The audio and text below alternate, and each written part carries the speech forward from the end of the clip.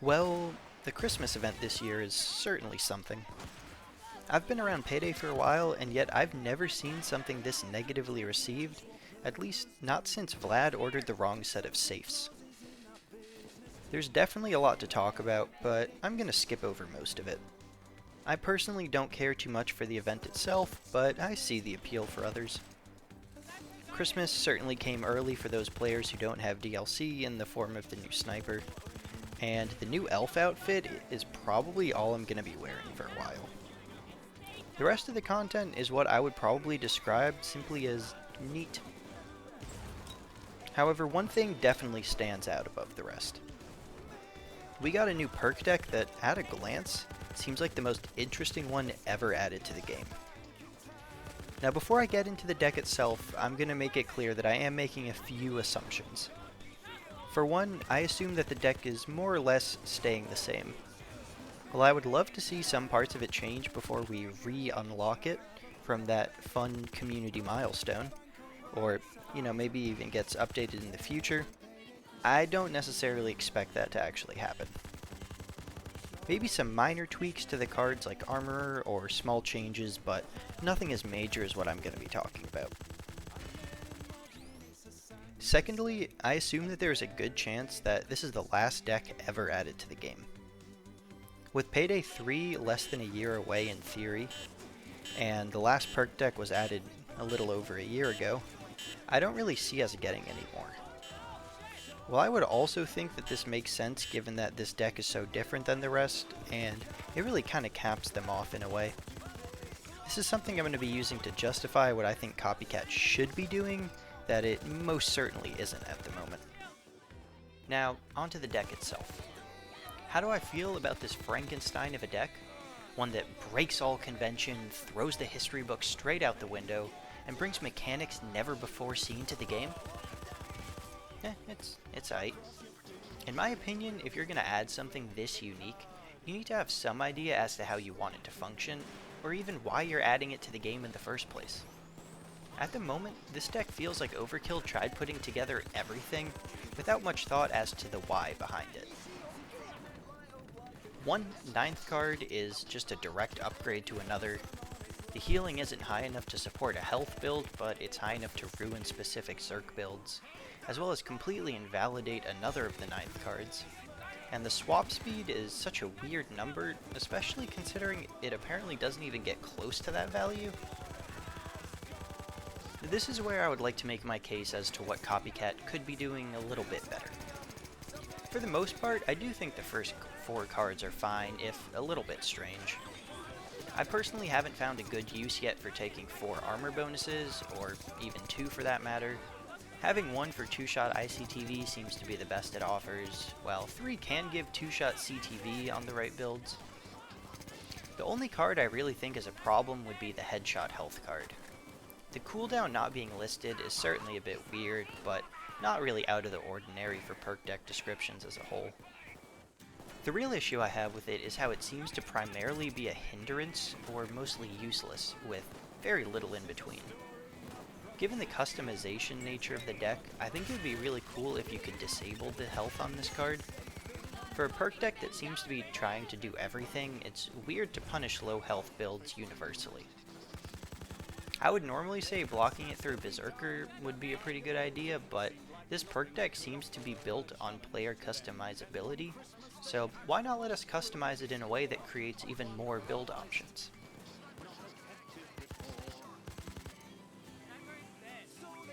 With that little tangent aside, I think I should voice my main issue with the deck, which is of course the 9th card options.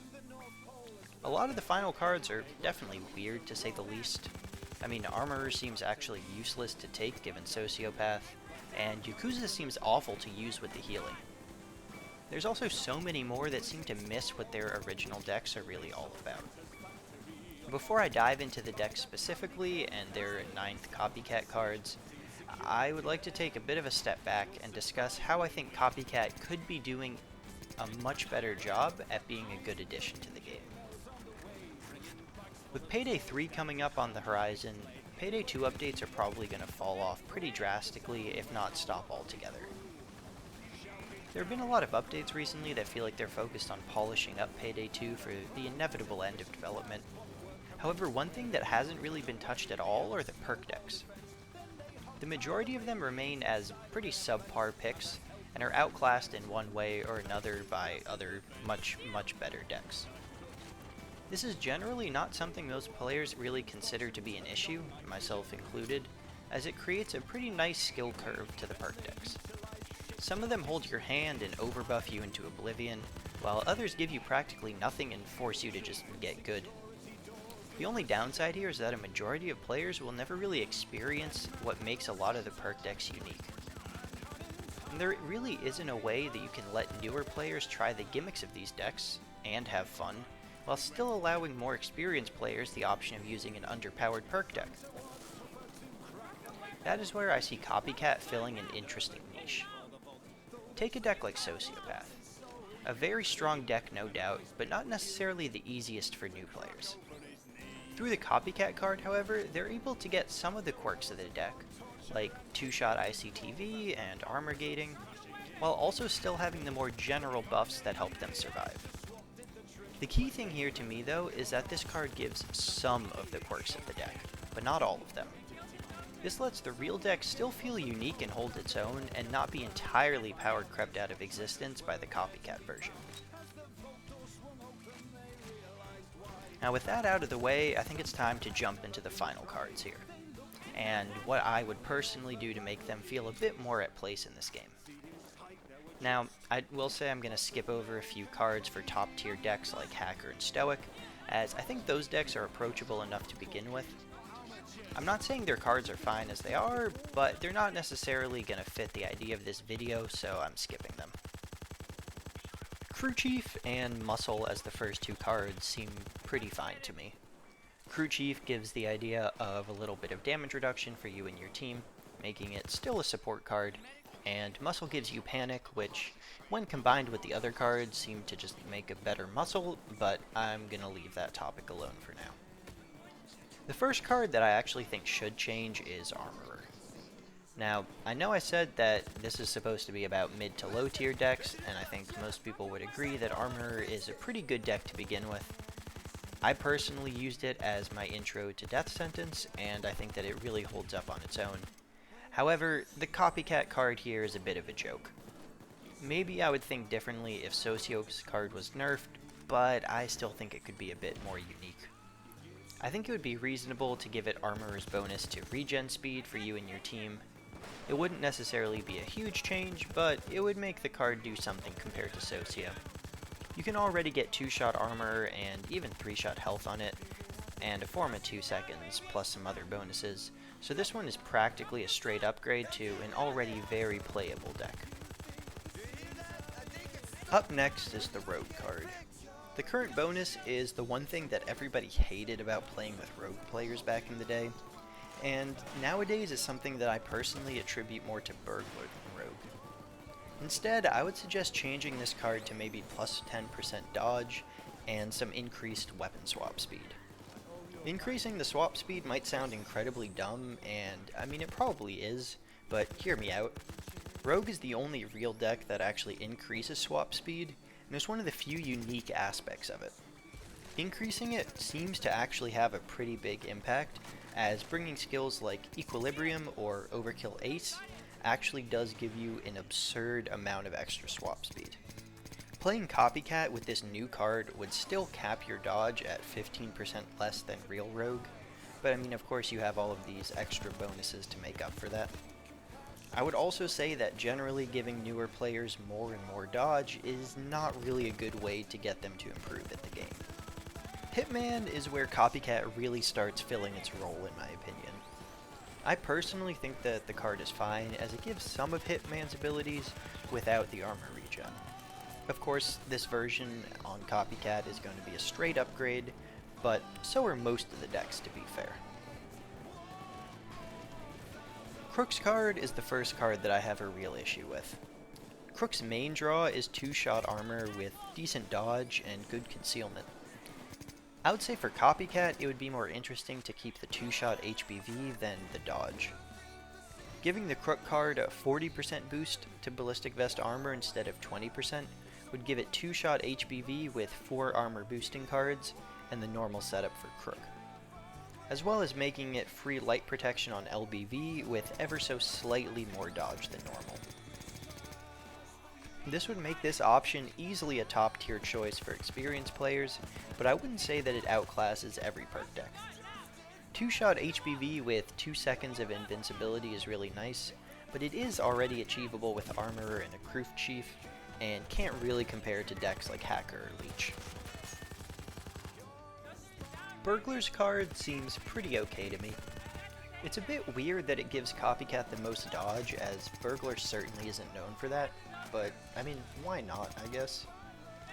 I think it makes sense keeping the Lockpick boost out of the Copycat card, as it keeps Burglar with something a bit more unique. I could see maybe lowering the chance to be targeted to 10% instead of 20%, so real Burglar players will still be a little bit more hidden than the Copycat ones. However, to my knowledge, targeting chance doesn't really mean a whole lot, so maybe this isn't super relevant. Infiltrator's card is something that I'm personally offended by. Infiltrator has 2 main things going for it, that being the damage reduction and the melee boost. I would argue that the melee boost is a much more unique and much more interesting aspect of the deck, and it would also make for a much better choice for Copycat.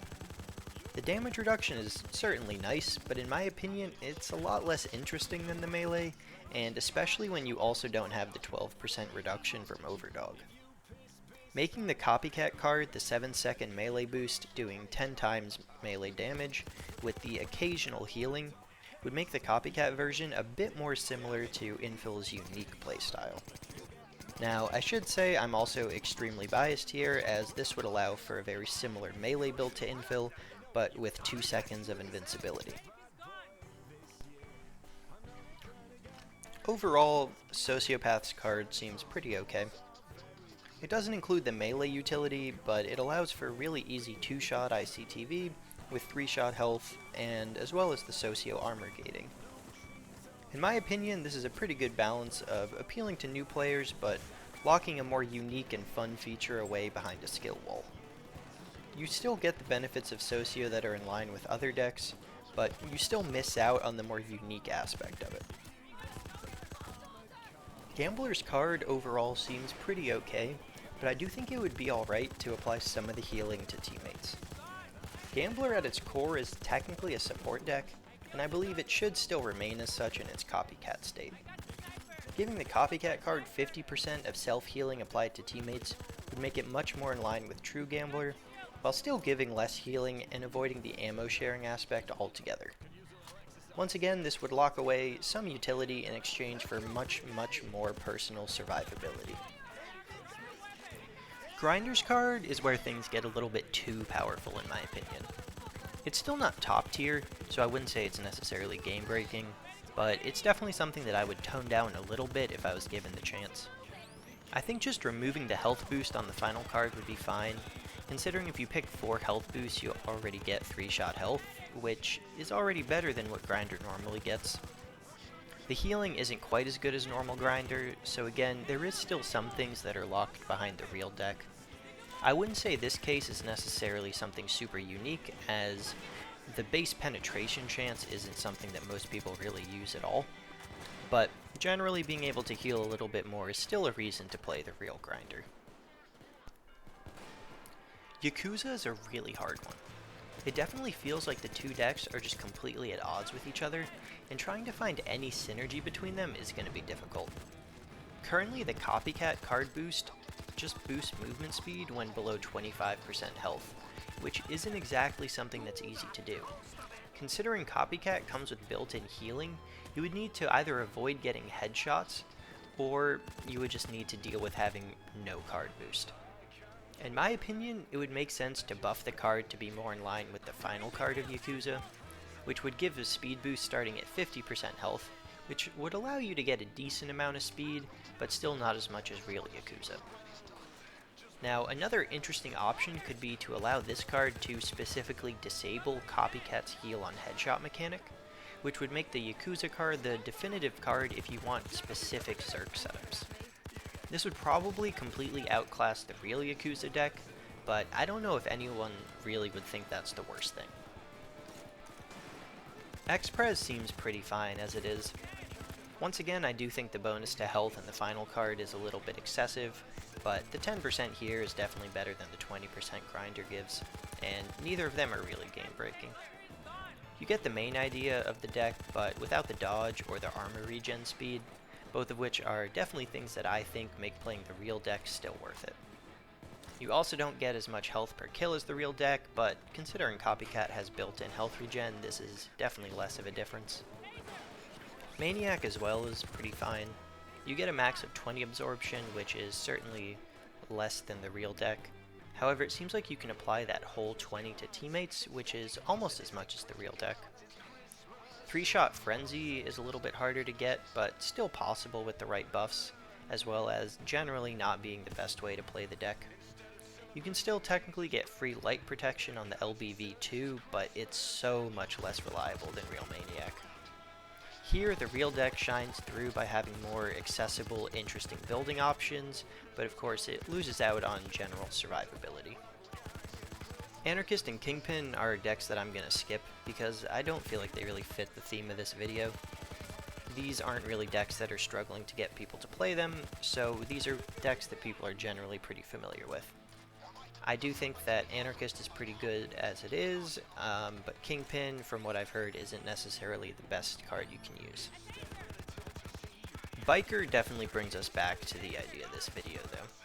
But I will say it's a little difficult to try to fit into this type of idea.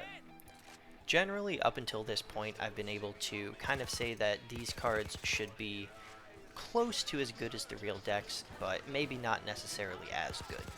However, Biker works in such a way where there isn't necessarily a way that you can tone it down, at least not in the same way as others. It already gets so little health and armor, and when you're throwing this onto a deck that already has health regen, you're really just looking at the minuscule armor regen. Lowering that to like even 1 armor would still accomplish the same goal, so the only thing that you can really do is increase the time between resetting stacks, or decrease the amount of concurrent stacks. I could see maybe decreasing the timer to 6 seconds instead of 4 seconds, or maybe you can only have 3 stacks at a time instead of 4, but at the end of the day, I think it's fine as it is. Biker is a deck that most people consider to be pretty trash, despite it really not being that bad. However, having a deck that uses its mechanic with a little bit more of a safety net, it isn't really the worst thing.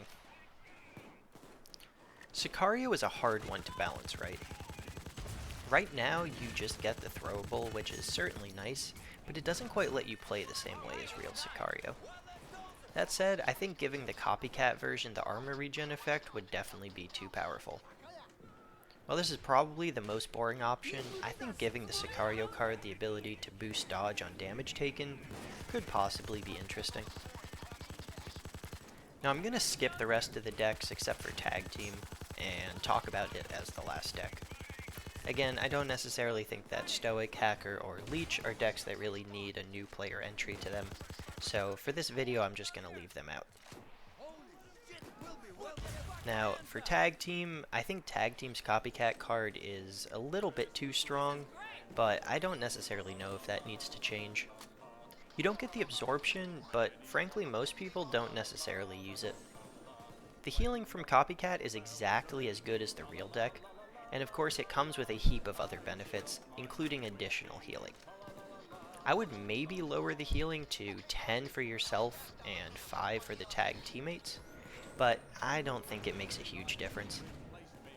Funnily enough though, the description on the duration is also wrong on the Copycat card, which makes me think that the Copycat deck is really just more of a copy-paste deck than anything. That was certainly a lot to go through. I'm sure other people disagree about some of this, and think things need to either be better or worse. However, I think I struck a pretty good balance in giving cards that give a taste of the real perk deck, while leaving more to be desired. If any of you have opinions on what I did wrong, or what else could be changed, definitely let me know in the comments. I'm curious how other people view this deck, and the cards that come along with it. as most of what I've heard are just people's initial reactions. To summarize, I would say trying to get most players to use an underpowered deck is like trying to get a kid to eat their vegetables. If you ask Google how to do this, they'll give you a few helpful tips. The final tip being getting vegetables into meals in other ways. This is exactly how I see the copycat deck. On that note, Merry Christmas, Happy Holidays, and Happy New Year to everyone out there. I appreciate everyone who found my channel this year, and I hope to put out a lot more content in the coming one.